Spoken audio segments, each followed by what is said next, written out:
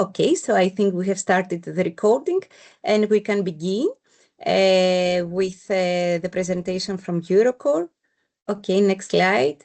We will start with some basic health and safety aspects related to retrofitting projects. Here is the draft agenda and we will go according to this. So next slide. Next. Okay. So you all know that workplace safety is not just a legal obligation, it's a necessity nowadays, and especially in retrofitting projects, we know that workers face multiple risks, from falls and electrical hazards to working in occupied buildings. So, unlike new construction, retrofitting presents unique challenges, and thus it requires extra caution and planning. So a strong safety culture can prevent injuries, can keep the projects on schedule, and can reduce costs linked to any accidents. And in this way, we also comply with regulations and avoid any further legal and financial risks. Beyond compliance, when we invest in safety, of course, we improve productivity, morale, and any companies involved in the retrofitting process, reputation. So next slide.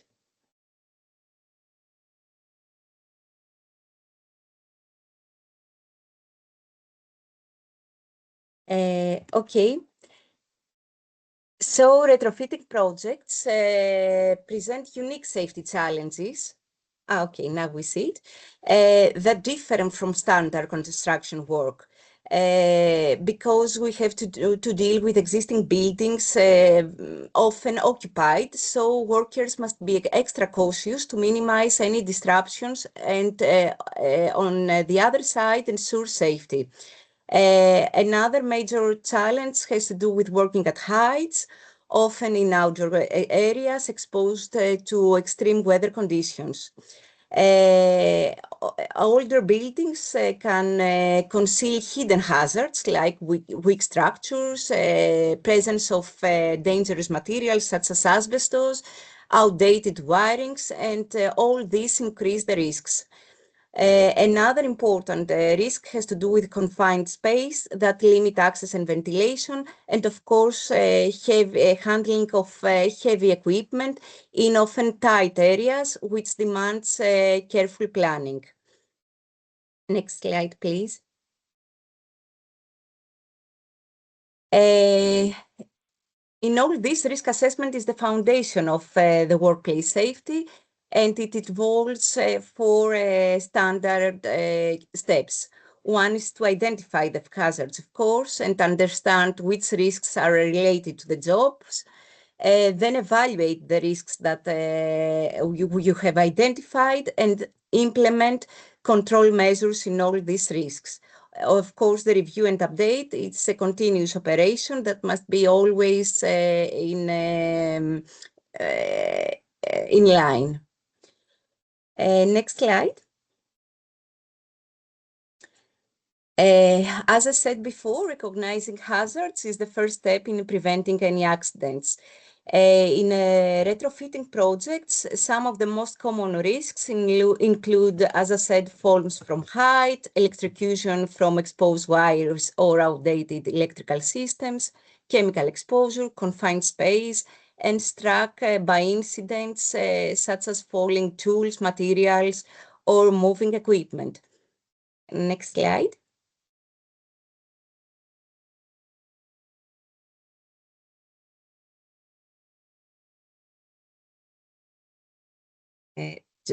Can we, George, can you move to the next slide, please? Okay. Okay. This is a detailed one, but I tried, let's say, to minimize all information so that I can give the presentation in 10 minutes. Falls, as you see, are a leading cause of injuries in all construction works and retrofitting especially, as older buildings often lack proper access systems. guardrails and stable surfaces, also unstable scaffolding, ladders and limited rooftop access increase risks, while weak roofs and unguarded openings may create extra hazards. Sometimes we deal with improvised work platforms and aerial lifts that can be unstable, and especially when we work in tight spaces. And many sites lack fall protection systems with guardrails and anchor points missing or misused. If we take into account also the potentially of crowded spaces, all these risks are even higher.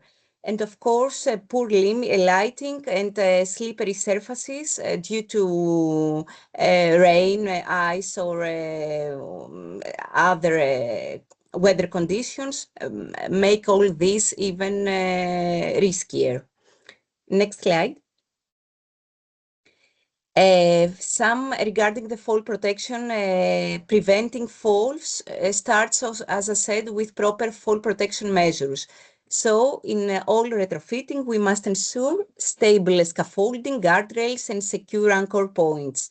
Of course, workers must always use harnesses correctly and receive proper training on this.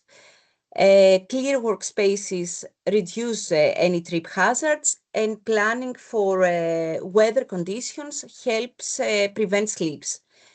Regular inspections is a standard procedure that must be always be in action when these works are being conducted.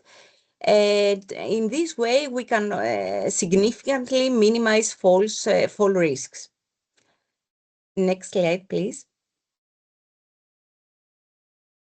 In this slide, we can see a picture, with the hierarchy of fall protection measures. So fall protection follows this hierarchy in order to minimize risks effectively. The first step, as always, is elimination, removing the fall hazard by redesigning the work process.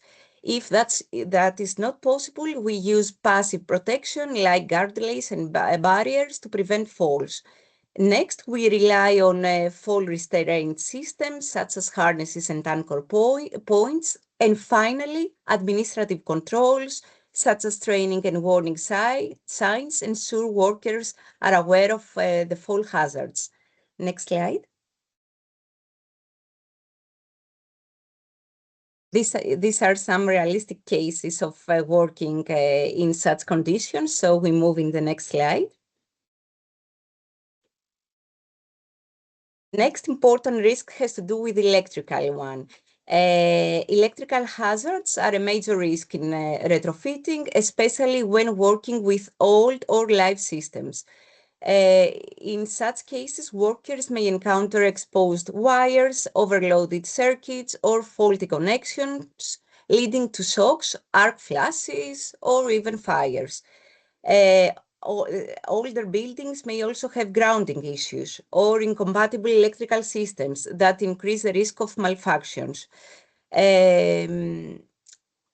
Next slide. So electrical safety is very important. It starts with the risk assessment, as in all cases, in order to identify the hazards, and then regular equipment maintenance and inspections may prevent failures, while training of employees, especially in logout, tagout procedures, is very important. Compliance with standards and emergency response plans is very important. And of course, the use and the proper use of personal protection equipment like insulated gloves, helmets, arc-rated clothing, and other. Next slide. And now we go, these are some indicative photos of logout, tagout procedures and things. Next slide. And now we go to the exposure to chemicals and dusts. which is also a very important risk because asbestos, silica, and lead may be common in older buildings and can cause severe respiratory and neurological issues if disturbed. Also, we have VOX found in paints and adhesives, which can lead to respiratory irritation, cleaning agents, and others. So it is important to have also the chemical risk in concern when working in such conditions. Next slide. Okay, these are some indicative control measures that can be considered to eliminate the chemical risk. So we need strong safety measures, risk assessment as always, that is the first step, training and proper personal protection equipment, ventilation systems that remove hazardous particles. Next slide. Also wet methods that prevent dust spread, clear emergency protocols and proper PPE selection, as I said before, are some of the measures that can be applied. Next slide. Okay, I already mentioned them in brief, so I don't have much time to go further. Next hazard has to do with a confined space, and when we say confined spaces, we mean work areas with restricted entry and limited ventilation. These areas are not meant for continuous occupancy. Examples of these are boiler rooms, HVAC ducts, and others. Next. Confined spaces present serious hazards that can put workers' lives at risk. One major danger is oxygen deficiency, of course. Also exposure to toxic gases like carbon monoxide that can lead to severe health risks. Another risk has to do with flammable vapors, which can accumulate and create explosion hazards. Limited access, of course, to the space that can make it even more difficult to escape in case of emergency. Electrical hazards, another very important risk in such spaces because there is not enough area to work. Next slide. To ensure safety in such cases, we must implement key control measures, proper ventilation also in this case, gas monitoring procedures using detectors, safe work procedures, including permits to work if necessary, use of proper personal protection equipment, training, very important, and finally, emergent preparedness, which is very critical. Next slide. Then we go to struck by risks, which is a major risk in retrofitting. Unsecured tools and loose materials can fall from heights. Forklifts and aerial lifts in tight spaces increase collision risks. Movement of trucks can be hazardous in crowded areas without proper traffic control.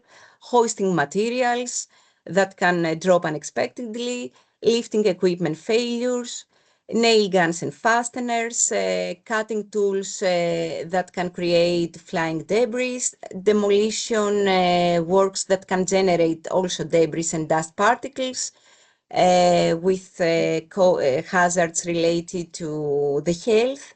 And also structural risks include collapsing sections, especially in older buildings, and vibrations from power tools. Another important risk has to do with the pressurized systems. Okay, regarding the measures, proper use of PPE, training and communication is very important. So workers must wear hard hats, eye protection, high visibility clothing to stay safe, face shields and respirators in order to be used when we have cutting and grading procedures. Also, to reduce track-by risks, we must ensure vehicle and equipment safety through regular inspections and maintenance, backup alarms, improvement of visibility. Sorry, I will just in order to finish. And proper and of course load capacity awareness that ensures that operators don't exceed equipment limits. Spotters in place also may play a crucial role in keeping areas clear and monitoring suspending loads. Next. Another important risk has to do with the use of cranes. So operators must be certified and fit to handle equipment safely. Overloading risks is also important. Underground risk, weather conditions. So in all this, special concern must be paid. Next. I think I have overpassed my time. So I'm not going to stay further. These are some basic control and measures related to the use of cranes. Next slide, George. Sorry, but okay. We have also the use of forklifts, which is very common in retrofitting projects. Next slide.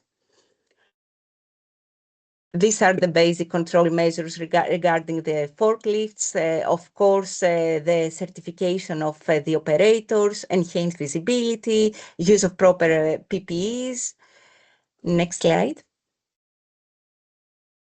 And also important, very important, a special hazard has to do with the simultaneous operations, which occur when multiple activities happen at the same time, often in confined spaces or in complex projects like the cases we face. Next slide. Some risks has to do with the interference between activities like welding near crane lifting, communication failures. Next slide.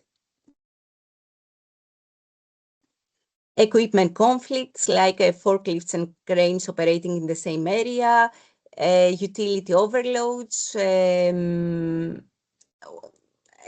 other. Next. Effective CMOPS management starts with comprehensive risk assessment, as always. CMOPS coordination plan ensures safe task scheduling, preventing high-risk combinations. Coordinators must oversee operations and manage conflict. Permit to works also are very important. Next slide.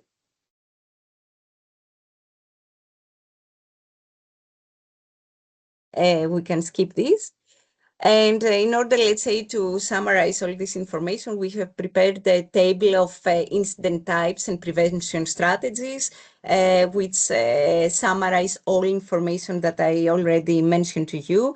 I think I was more detailed than I had to, but there was no other way, let's say, that we can try to even roughly address all the health and safety risks that we can identify in such projects. So if there are no special questions for this presentation, we can proceed to the next ones and then have a sum up discussion if possible at the end. So